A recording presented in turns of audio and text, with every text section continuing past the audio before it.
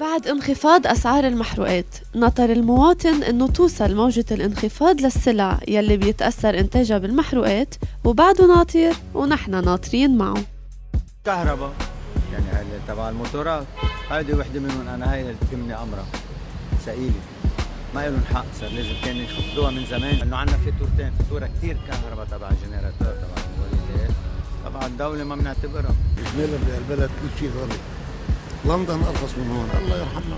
كل شيء غالي، بس بني آدم رخيص، بلوط اللي حاكمين في البلد أكبر حرامية عرفهم تاريخ، حرامية كتار.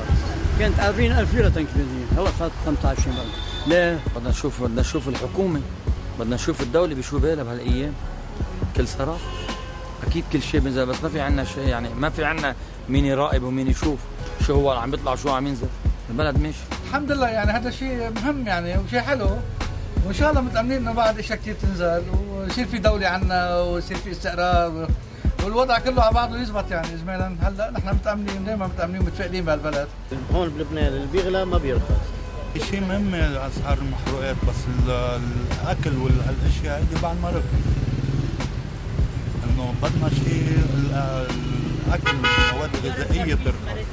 بهي البلد في الشيء بيطلع وبيرجعوا بينزلوا، وهي سبب التجار والشجع.